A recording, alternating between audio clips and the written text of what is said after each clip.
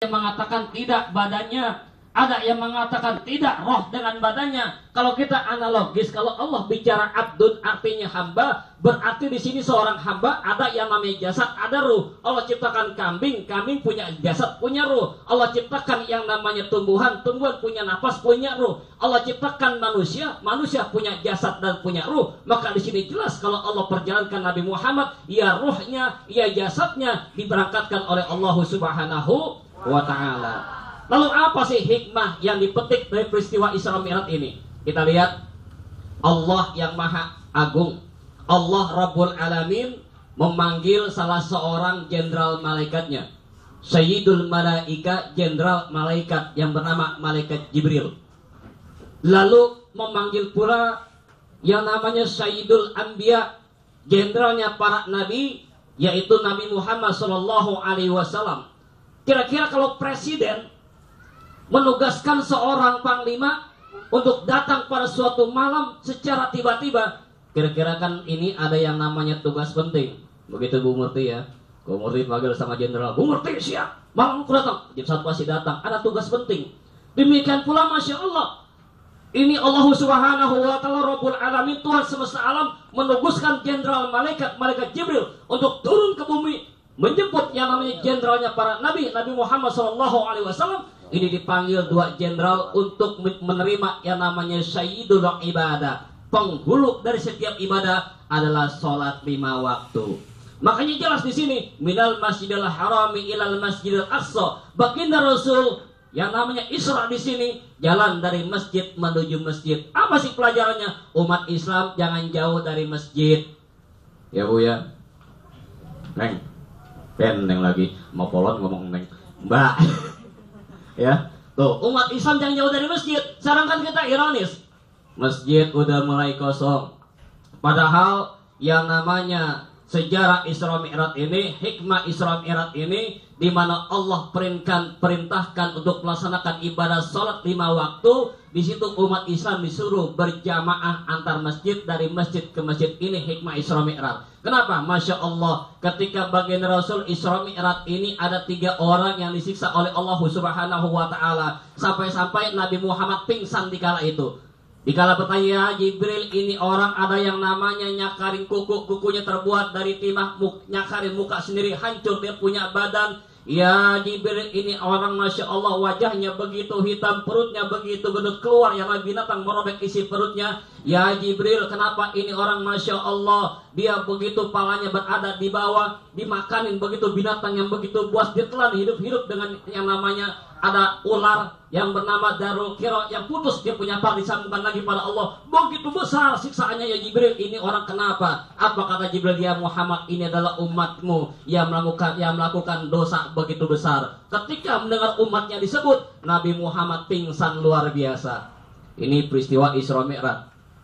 Lalu bertanya Jibril, siapa sih umatku 3 golongan ini begitu dahsyat siksaannya? Yang pertama adalah orang yang senantiasa durhaka kepada kedua orang tuanya. Begitu hebat siksaannya. Dia punya yang namanya kuku dari timah, dihancurkan dia punya badan, terkelupas dia punya kulit, begitu merintih. Ketika dia mulai terkelupas dia punya kulit, disiram dengan yang namanya timah panas, itu dia punya luka. Masya Allah. Kenapa? Karena dia durhaka kepada kedua orang tuanya. Kita lihat zaman sekarang ini, pergaulan semakin hebat. Dulu orang tua dijadikan barang keramat. Dulu sama orang tua sungkem bukan main, sama orang tua takut bukan main. Tapi kalau zaman sekarang, gara-gara era globalisasi, gara-gara teknologi canggih, terkadang orang tua dijadikan teman. Kalau gitu Bu ya. Dulu Masya Allah, kalau punya anak, anak soleha, anak soleh dan soleha, Masya Allah itu investasi Bu. Kita punya anak pintar baca Quran, taat kepada Allah, mengikuti sunnah Rasul, pintar ngaji, baik terhadap sesama, berakhlak mulia. Ini investasi di hadapan Allah Subhanahu wa ta'ala. Coba, kalau anaknya rajin sholat, kira ibu senang gak Bu? Anaknya bisa baca Quran, bangga gak? Masya Allah. Kata Nabi, idza mata banu Adam inqata amaluhu ila min salasin. Jika meninggal anak Adam, putus hubungan dirinya dengan dunia kecuali 3 perkara. Manusia kalau sudah meninggal dunia nggak bisa lagi mandi tapi dimandikan. Ada mayat mandi sendiri. Kalau mayat mandi sendiri itu dokter kabur. Nggak bisa pakai baju tapi dikafankan. Nggak bisa jalan tapi diperjalankan. Putus hubungan dirinya dengan dunia kecuali 3 perkara. Shadaqatun jariyah terus mengalir. Au ilmin yantafa'u bi, ilmu yang bermanfaat terus mengalir. Yang ketiga, awalidin sholihin yad'ula, anak yang soleh yang mendoakan kedua orang tuanya. Kalau anak yang soleh, masya Allah, investasi hidup, tabungan di akhirat. Ketika orang tuanya disiksa oleh Allah Subhanahu wa Ta'ala karena perbuatannya begitu banyak durhaka, ketika anaknya masya Allah dia bangun di tengah malam berdoa, itu rahmat Allah turunkan. Ini nggak usahlah kita bicara kematian. Umpamanya ada bapak udah sakaratul maut, umpamanya bapak sakaratul maut, orang kok pengen mati kan apa saya kan Assalamualaikum besok, nah, gitu kan orang pengen mati, gitu kan. Ditalkinkan oleh sahabatnya, la ilaha illallah. Kamu gitu orang mau mati. Satu lagi bilang la ilaha illallah. Orang mati ya Bu ya. Nah kalau dia punya anak yang soleh, anak yang soleh mah nggak pusing, diambil air wudu, dia munajat baca Yasin sambil nangis. Yasin wal Qur'anil hakim innaka laminal mursalin ala siratim mustaqim. Bapak napas lancar lagi. Kan begitu. Adanya yang kelas SD nggak mau kalah, diambil buku Iqra 1, dibaca fathah ba fathah ba aba mim fathah ma alif doma mau mim fathah ma ta kasroti mati aba mau mati. Kalian mati beneran tuh bapaknya. Anak yang soleh. Coba masya Allah kalau kita punya anak durhaka, masya Allah. Anak durhaka, bapaknya mau meninggal, bukan didoain, malah bilang, "Pak, jangan meninggal dulu, Pak, jangan mati dulu, Pak." Kenapa? Girik mana girik? Surat tanah mana surat tanah? Lah bapaknya mau mati pakai ngomong dulu, "Tong, tanah di seberang jalan jangan lu jual ya." Kenapa? Tanah orang. Ya bisa tangkap polisi. Ini anak yang masya Allah, pergaulan semakin hebat. Makanya bina anak kita dalam rangka mempelajari Isra Wal Mi'raj ini. Karena nanti di yaumil kiamah ada orang yang disiksa karena didurhaka kepada orang tuanya. Ini masya Allah. Sehebat apapun kita punya ibadah, kita yang namanya masya Allah, kita pintar baca Quran, tahajud nggak pernah kita tinggalkan, puasa Senin Kamis kita lafadzkan, terus kita dawamkan, tapi kita durhaka kepada orang tua kita, semuanya tidak bernilai di sisi Allah Subhanahu wa Ta'ala. Lihat masya Allah, kalau pergaulan semakin hebat. Yang namanya dulu, kalau anak muda ini takut untuk berbuat maksiat karena yang namanya hormat kepada orang tua, hormat kepada yang namanya alim ulama. Dulu, ini dulu pengalaman dulu saya Bu RW, dulu waktu saya masih kecil, umur 7 tahun 8 tahun gitu. Ya kalau lagi mau main apa namanya judi gundu, asalnya judi ya pakai 100 perak kena telur apa ya, dapat telur asin, telur bebek itu kan. Ketemu Pak RW kita lari, ketemu Pak Kiai kita ngumpet. Kenapa malu? Coba anak zaman sekarang terkadang mabok aja depan Kiai ngajakin, "Pak Ustadz maaf ya, maaf nih sorry nggak juga barangan Pak Ustadz." Sekarang mungkin anak-anak udah pada berani. Malah sekarang masya Allah, dulu orang punya dosa malu, dulu orang punya aib malu. Sekarang masya Allah aib dibongkar di mana-mana. Punya dosa kagak malu. Ya kan, makanya pepatah Arab mengatakan, "Bul ala zamzam fata'rab," kencingi sumur jam-jam maka kau akan terkenal. Tuh bahasa Arab. Maksudnya bagaimana? Bikin yang aneh-aneh, yang orang nggak bikin, situ bikin. Lihat orang aneh akan terkenal, masuk TV kan begitu kan? Rambut dibelah begini, tuh botak sini ya gondrong. Udah nggak lagu, bikin yang aneh-aneh. Bul ala zamzam fata'rab, kencingi sumur jam-jam maka kau akan terkenal. Maknanya bagaimana? Bikin yang aneh-aneh, bikin yang kocak-kocak, bikin yang langka. Dilihat orang aneh-aneh menjadi terkenal. Itu pepatah Arab. Ya. Dulu orang buat aib malu, orang punya dosa malu. Tapi sekarang masya Allah orang punya dosa diobral. Orang lagi mabok nyungsep dia teriak, "Lu mabok begitu aja minum dikit udah nyungsep nih gua. Segala minuman khamar, minuman keras udah saya minum. Yang namanya angker bir, bir bintang, martini, vodka, sampahnya, topi miring, Raja Wali, apalagi itu AO udah saya tenggang. Lu baru baras kencur aja udah mabok." Bangga katanya mereka, "Bego lu, bego." Ya gitu kan. Lalu baru main kebongkaran aja udah bangga nih saya nih, sedap malam, highlight, top one, apa gitu. Kali jodoh, keramat tunggak. Nah, Gang Doli, Cawang, segala macam.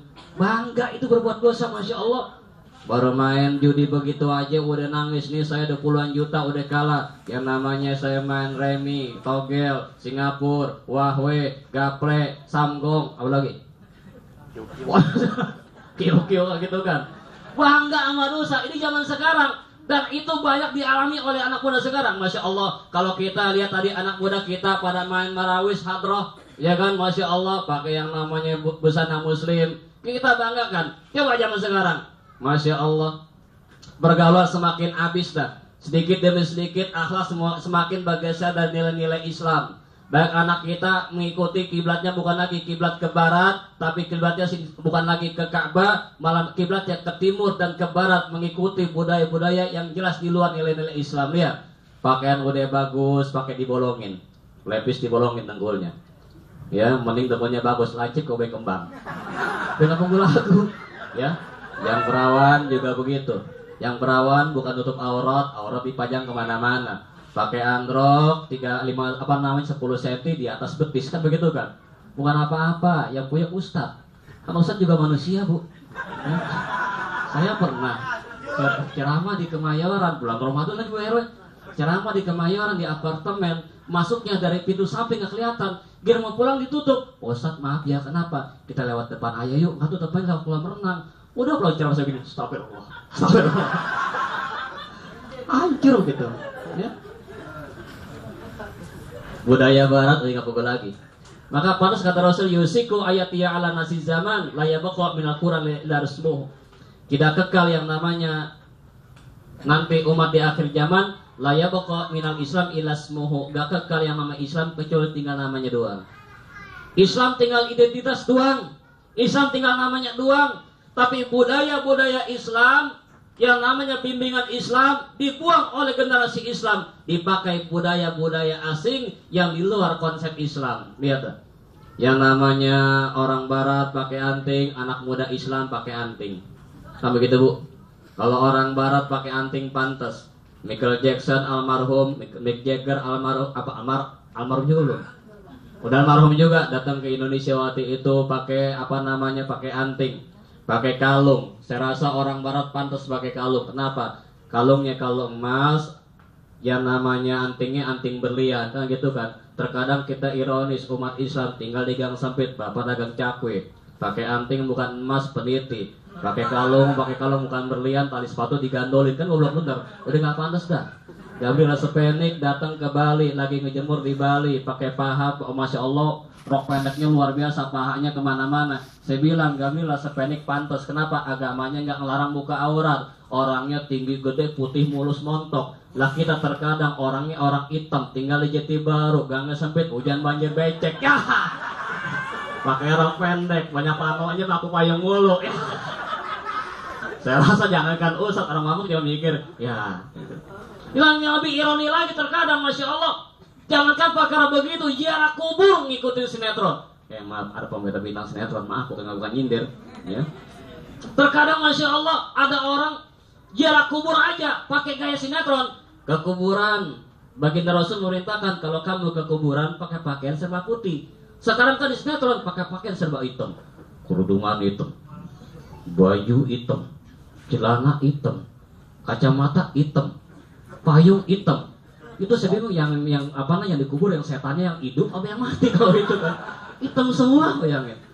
Yang lebih uniknya lagi begini, sering saya saksikan orang ziarah kubur, Masya Allah asal benar.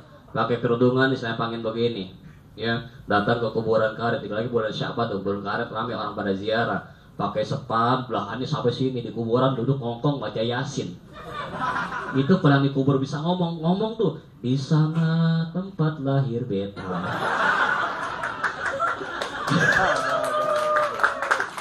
Gak nongkrong di kuburan begitu, bisa nyanyi, Masya Allah. Nah, durhaka kepada orang tua ini nggak benar.